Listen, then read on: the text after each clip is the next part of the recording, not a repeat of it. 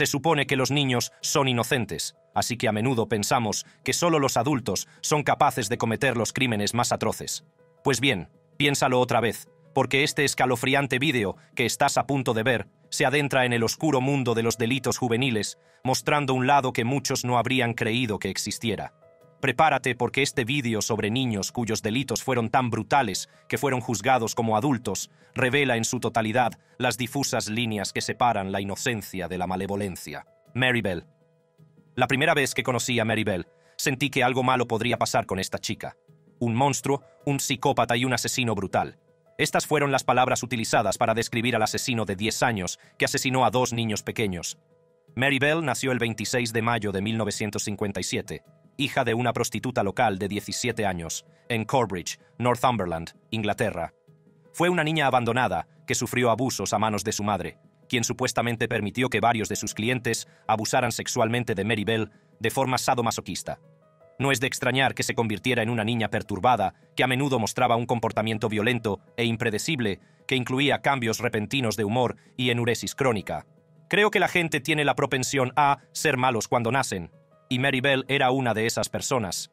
Incluso antes de cometer los asesinatos por los que sería conocida, Mary también mostraba tendencias de asesina en serie, ya que intentó obstruir la tráquea de una niña con arena y a menudo intentaba estrangular a sus compañeros de clase o de juegos. Con frecuencia pasaba tiempo con Norma Joyce Bell, de 13 años, hija de un vecino. Las dos no eran parientes, y esta última se convertiría en testigo clave en el juicio contra Mary. El 25 de mayo de 1968, Mary Bell cometió su primer asesinato al estrangular a Martin Brown, de 4 años, en un dormitorio del piso superior de una casa abandonada situada en el número 85 de St. Margaret's Road, Scotswood, Newcastle upon Tyne. No había signos visibles de violencia en su cuerpo, pero sí motas de sangre y espuma alrededor de la boca. Sin embargo, nadie pensó que el asesino del niño fuera un compañero. El 31 de julio de 1968, el cuerpo de Brian Howe, de 3 años, fue encontrado entre 2 grandes bloques de hormigón. Tenía numerosas heridas punzantes, un genital parcialmente mutilado, y era visible un intento de tallar la letra M en su estómago. Tras las investigaciones, Mary y Norma fueron elegidas como principales sospechosas de los asesinatos, y el 4 de agosto, Norma confesó que Mary había sido quien había asesinado a los chicos. Sin embargo, Mary afirmó que habían sido asesinados por Norma. Ambas chicas fueron acusadas formalmente el 7 de agosto de 1968, y Mary supuestamente respondió con las palabras «Por mí, está bien». El juicio comenzó el 5 de diciembre de 1968, y ambas niñas, que fueron juzgadas como adultas, se declararon inocentes de los cargos. El 17 de diciembre, un jurado llegó a un veredicto, y Mary Bell fue acusada de homicidio involuntario de ambos chicos por responsabilidad disminuida, mientras que Norma fue absuelta de todos los cargos. Ella fue sentenciada a ser detenida a voluntad de Su Majestad, lo cual era una sentencia indefinida de encarcelamiento. En el momento de su condena, Mary Bell tenía solo 11 años y 6 meses, lo que la convierte en la asesina en serie más joven de Gran Bretaña hasta la fecha. Lionel Tate. Llamador. Tengo una niña. Parece que no respira. Intenté hacerle RCP. Despachador. ¿Puede ver si respira o no? Llamada. No respira. A continuación, el caso de Lionel Tate, que a los 13 años fue condenado por asesinato en primer grado por la muerte a golpes de Tiffany Unick, de 6 años. Deweese Unick Paul, la madre de Tiffany, era amiga de la madre de Lionel, Kathleen Grosset Tate, desde que se trasladaron al condado de Broward, en Florida. El dúo se ayudaba mutuamente a cuidar de los niños. Lionel Tate, de 12 años de edad en ese momento, era inusualmente grande para su edad, pesaba 166 libras y medía casi 6 pies. Sin embargo, no parecía ser violento y había jugado varias veces con Tiffany, que solo pesaba 48 libras, antes de su asesinato. El 28 de julio de 1999, la madre de Lionel era quien vigilaba a los niños. Trabajaba como policía del estado de Florida y tenía turno de noche. Ese día, dio de comer a los niños y luego subió a echarse una siesta mientras ellos jugaban abajo. 45 minutos después, Lionel fue a decirle a su madre que no respiraba. Llamó a la madre de Tiffany para decirle que su hija no respiraba. Cuando llevaron a la niña al hospital, la declararon muerta. El informe de la autopsia reveló que tenía las piernas, el cuello y los pies gravemente magullados, el cráneo fracturado y el hígado lacerado, una costilla fracturada y el cerebro inflamado. Estas lesiones se consideraron similares a las que habría sufrido al caer desde un edificio de 3 plantas. Fue entonces cuando Lionel se convirtió en sospechoso de su asesinato. Inmediatamente fue acusado de asesinato en primer grado y debía ser juzgado como un adulto. Procesar a Lionel Tate en el estado de Florida, en el sistema de tribunales de menores, significaba que Lionel se enfrentaba a 6 a 9 meses de detención juvenil.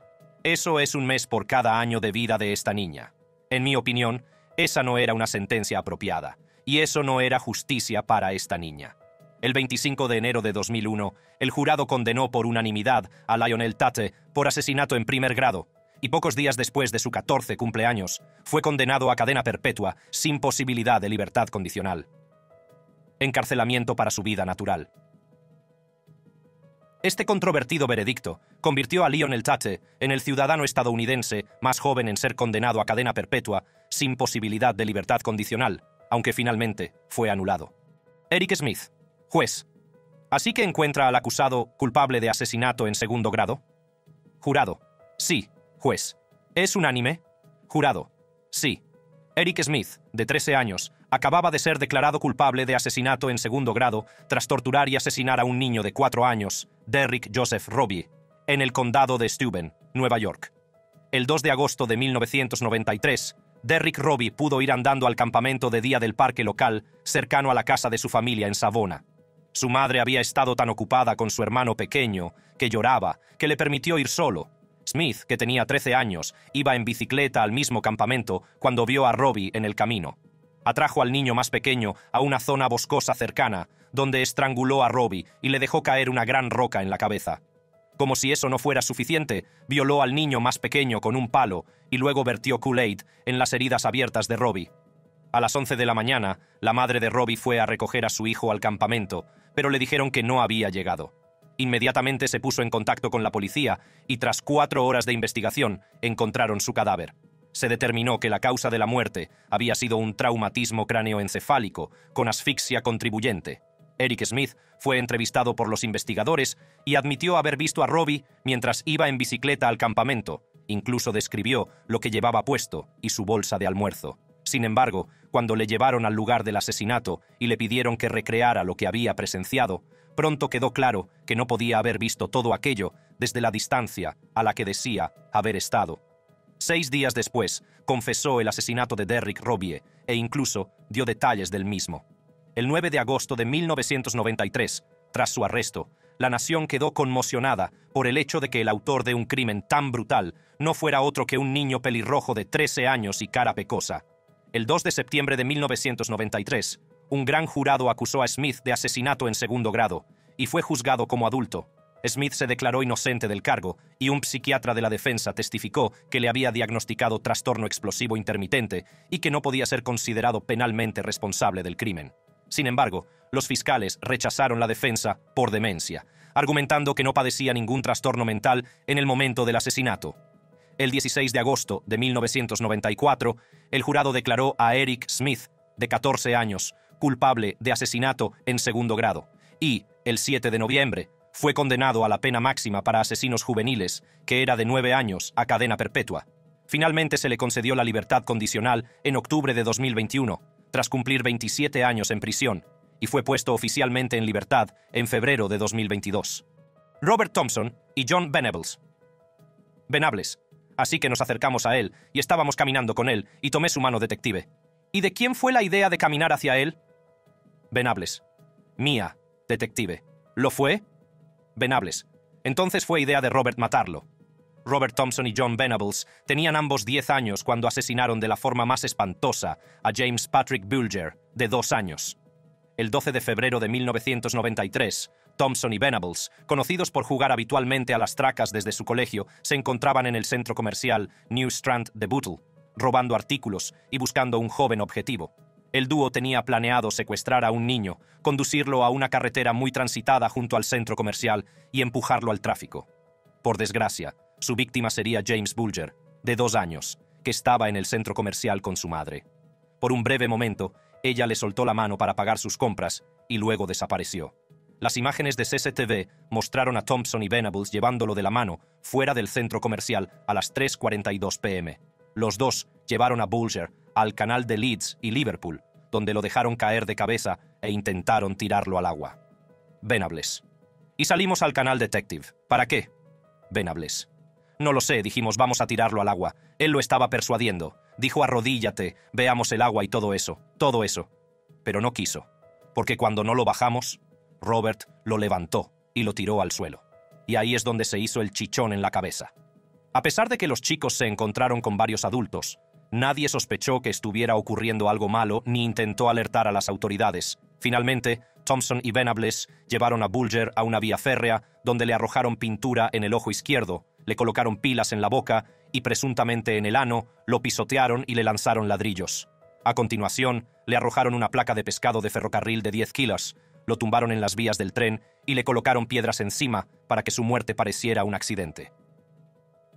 El cuerpo seccionado de Bulger sería descubierto por un grupo de ninos 2 días después.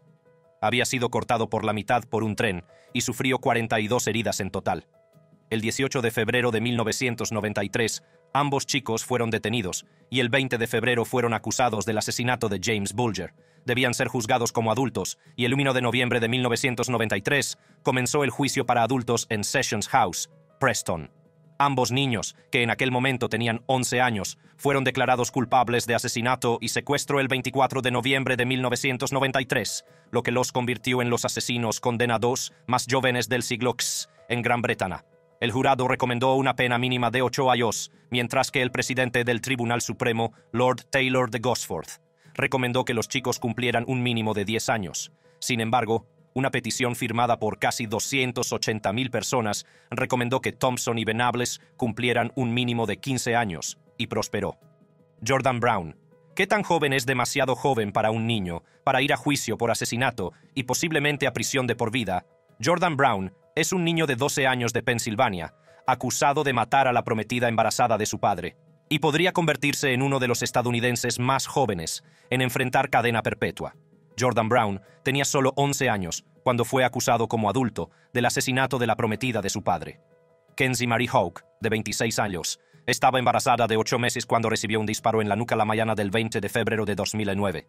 Antes de su asesinato, la familia de Pensilvania parecía llevar una vida feliz. Christopher Brown estaba prometido con Houck, que tenía 2 hijas, Adalyn, de 4 años, y Janessa, de 7.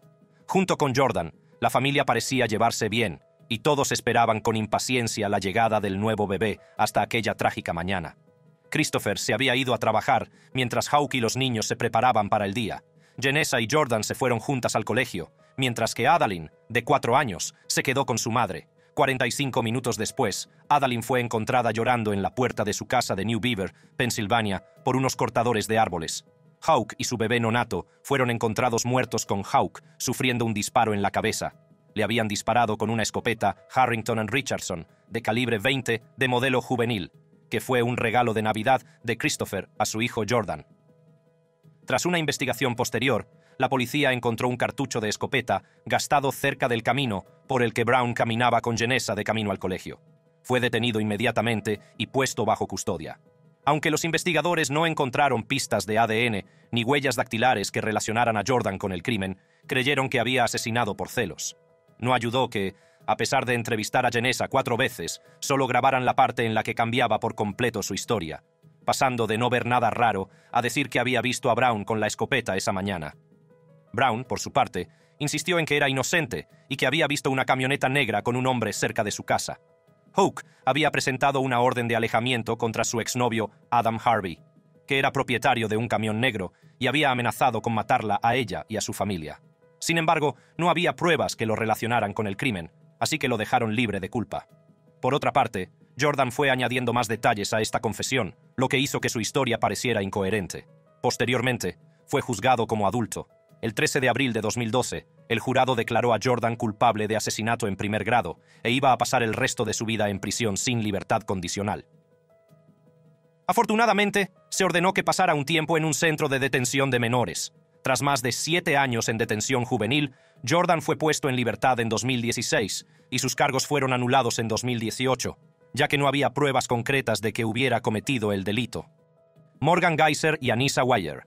Anissa Weier y Morgan Geyser son acusadas de apuñalar a su compañera de clase 19 veces para complacer a un personaje de ficción, también conocidas como las Slenderman Girls. El extraño caso de Morgan Geyser y Anissa Weier conmocionó a Estados Unidos y al estado de Wisconsin. El 31 de mayo de 2014, Morgan Geyser, de 12 años, junto con sus amigas Anissa Weier y Peyton Isabella Leutner, se dirigieron a Davids Park, una zona boscosa cerca de Waukesha, Wisconsin.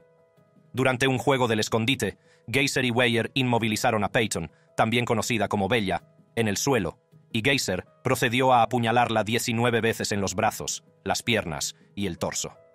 Utilizó una hoja de 5 pulgadas de largo que le causó 2 heridas en órganos principales. Una de ellas no alcanzó una arteria principal del corazón por menos de 1 milímetro.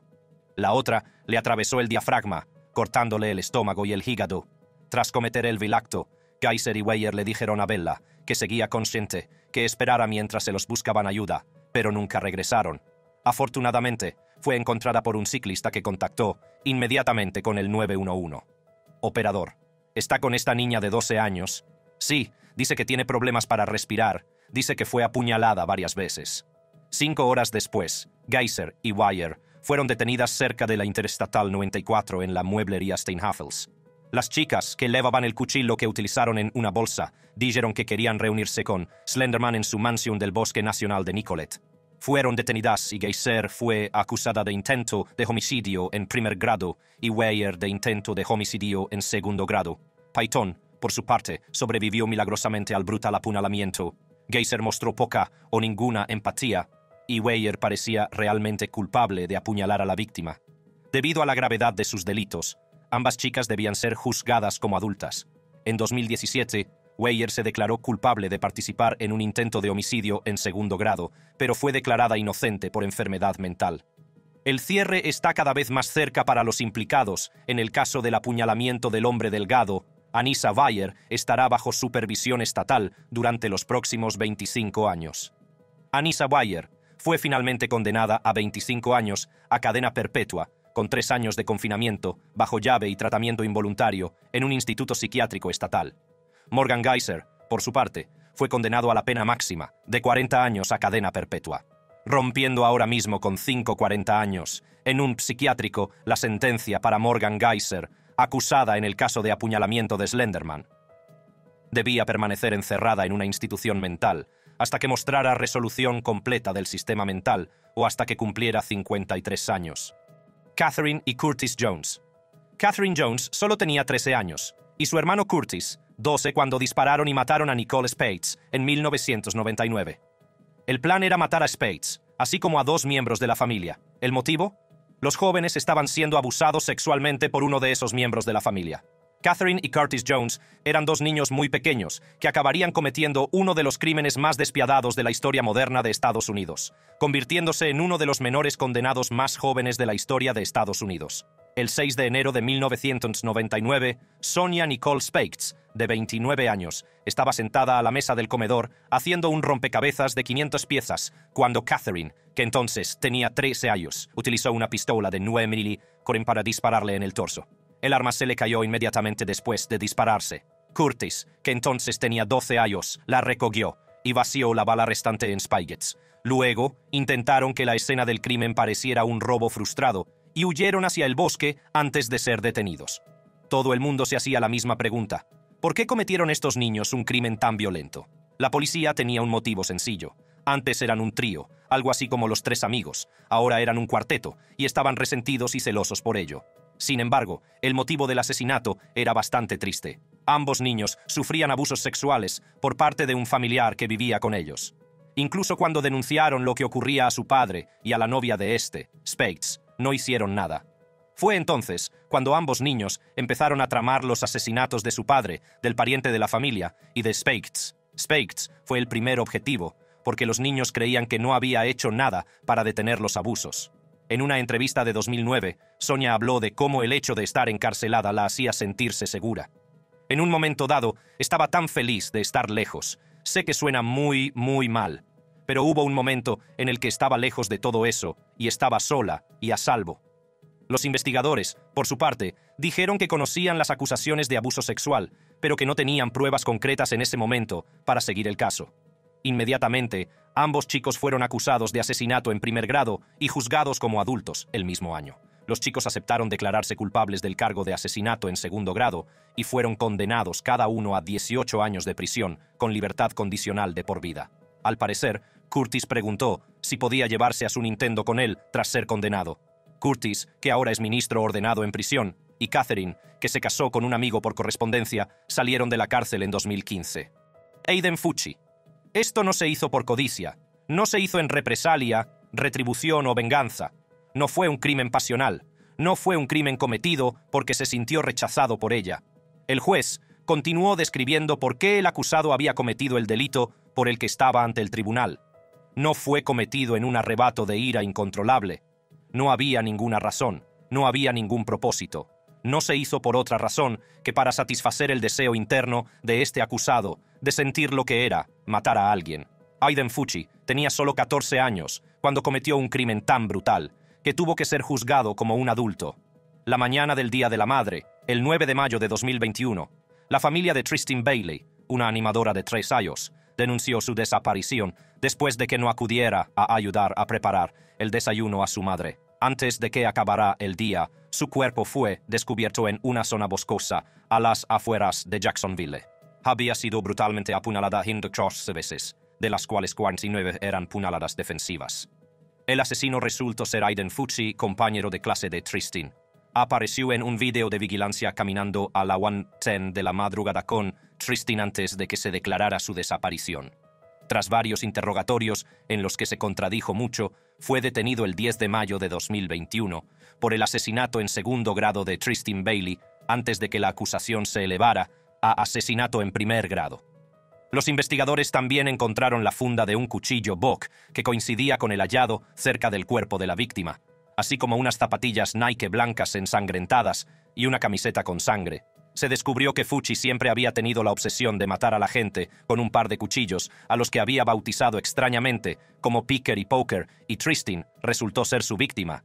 El 24 de marzo de 2023, Fucci, de 16 años, tras ser juzgado como adulto, compareció ante el tribunal para ser sentenciado. El señor Fucci, habiéndose declarado culpable del delito de asesinato en primer grado, le declaró culpable del asesinato premeditado en primer grado de Tristan Bailey. Lo sentenció a cadena perpetua. Debido a su edad, es elegible para una revisión de la sentencia en 25 años. El juez R. Lee Smith lo sentenció a cadena perpetua. Cristian Fernández. Entrevistador. Así que estaba sentado así y luego, ¿cómo le hiciste las piernitas? Para que entendamos lo que pasó, Fernández. Así. Entrevistador. ¿Pudiste escuchar un pop? Fernández. Bueno, algo así. Cristian Fernández tenía solo 12 años cuando fue acusado como adulto del asesinato en primer grado de su hermanastro de 2 años en marzo de 2011. Esta condena le convirtió en la persona más joven en ser acusada como adulto en la historia de Jacksonville.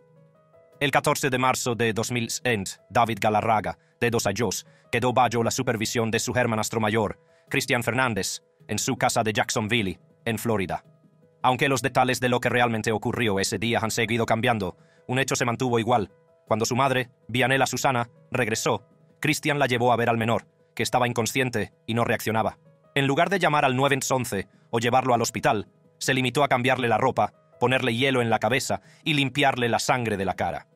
Fue un comportamiento bastante inquietante, sobre todo después de saber que Cristian le había roto la pierna a David mientras luchaba unos meses antes. Vianela afirmó más tarde que pensaba que el niño solo tenía una conmoción cerebral y que acabaría despertando. Durante las más de 4 horas de espera, se entretuvo navegando por Internet para hacer algunas operaciones bancarias, ver vídeos musicales en YouTube y leer algunas historias sobre David y Victoria Beckham. También consultó su correo electrónico e incluso hizo algunas búsquedas en Internet que incluían la frase «cuando alguien se queda inconsciente». Visitó varias veces un sitio web sobre conmociones cerebrales y también la página de Wikipedia sobre coma. A pesar de todo, no se animó a llevar a David al hospital, que seguía sin reaccionar. Cuando finalmente lo hizo, las lesiones de David eran tan graves que murió 2 días después. El niño había sufrido una fractura de cráneo causada por un traumatismo por objeto contundente, un hematoma subdural, una hemorragia subdural y hematomas en el puente de la nariz y el ojo izquierdo. Según los fiscales, Fernández le había golpeado fuertemente y le había golpeado la cabeza y la cara contra una estantería más de una docena de veces. La investigación posterior demostró que Fernández había crecido en un hogar con muchos malos tratos, lo que muchos creían que le había llevado a estallar. Ese mismo día, Fernández fue detenido y acusado de maltrato infantil con agravantes. Sin embargo, fue elevado a asesinato en primer grado el 3 de junio de 2011. A pesar de conocer su infancia abusiva, Fernández fue juzgado como un adulto, lo que significaba que si era declarado culpable del cargo que se le imputaba, sería condenado a prisión por el resto de su vida sin libertad condicional. En 2013, Fernández se declaró culpable de un cargo menor de homicidio involuntario y recibió una sanción juvenil que significaba que permanecería en la cárcel de menores hasta enero de 2018, cuando cumplió 19 años. Habría cumplido 7 años por el cargo de homicidio antes de salir de prisión. Derek y Alex King. No creo que fueran capaces de hacer un crimen tan atroz como esta mujer. El crimen, golpear hasta la muerte de un hombre mientras dormía. El presunto asesino, los dos hijos del hombre, Derek y Alex King. El asesinato de Terry King, a manos de sus dos hijos, Derek, de 13 años, y Alex King, de 12, fue uno de los casos más controvertidos que sacudieron al país. Mientras que algunas personas creían que la acción de los niños era el resultado de haber sido criados en un ambiente tóxico con padres morosos, otros pensaban que simplemente eran unos asesinos desalmados. El 26 de noviembre de 2001, Terry King dormía cuando sus hijos, Derek y Alex, le golpearon hasta matarle con un bate de béisbol de aluminio. Le golpearon en la cabeza con tal brutalidad que su sangre salpicó la habitación hasta 3 metros de distancia. Para ocultar su crimen, decidieron prender fuego a su casa de Cantonment, Florida, y huyeron del lugar. Ricky Chavis, un amigo de la familia, escondió a los chicos en su casa remolque y también intentó ocultar las pruebas de su crimen lavando la sangre de sus ropas. Los investigadores que acudieron al lugar sospecharon que se trataba de un crimen, y fue entonces cuando ambos hermanos confesaron sus crímenes. Según ellos, su padre había abusado mentalmente de ellos y a menudo les azotaba y les miraba con desprecio. Desgraciadamente, cambiaron su testimonio innumerables veces, al principio diciendo que habían asesinado a su padre por su cuenta, antes de afirmar que Chavis les había convencido para que lo mataran. Más tarde, dijeron que Chavis era quien había asesinado a Terry King y les había convencido para que cargaran con la culpa. Se preguntarán por qué Ricky Chavis desempeñó un papel tan esencial en sus vidas. Derek y Alex King afirmaron que Chavis les daba toda la atención y los mimos que no recibían en casa. Alex también testificó que había tenido relaciones sexuales con Chavis. Se celebró un juicio para los dos hermanos King, que fueron juzgados como adultos, y Chavis, que seguía siendo sospechoso del crimen. Chavis fue absuelto, mientras que los hermanos fueron condenados por asesinato en segundo grado el 6 de septiembre de 2002. Sin embargo, el juez anuló esta condena por considerar que se había violado el derecho de los chicos al debido proceso. En noviembre de 2002, ambos se declararon culpables de asesinato en tercer grado. Derek, que ahora tenía 14 años, fue condenado a 8 años de prisión y a 7 años de libertad condicional. Alex, por su parte, fue condenado a 7 años de prisión y a 6 años de libertad condicional. Chavis, sin embargo, fue condenado a 35 años de prisión, a pesar de haber sido absuelto de los cargos de asesinato y abuso sexual, de los que se le acusaba por ser cómplice de asesinato y manipulación de pruebas. Derek, de 20 años, salió de prisión el 7 de marzo de 2009, mientras que Alex, que ahora tiene 18 años, salió de prisión el 9 de abril de 2008. Los casos de asesinato, sobre todo cuando se llevan a cabo con violencia, pueden ser muy impactantes, y descubrir que el autor es un niño pequeño es aún más angustioso. Este video de 10 niños cuyos crímenes fueron tan brutales que fueron juzgados como adultos demuestra que la infancia no siempre está envuelta en la inocencia. Hasta la sonrisa más bonita puede esconder las intenciones más crueles. Si te ha gustado este video, haz clic en las tarjetas que aparecen en tu pantalla para ver más videos intrigantes como este.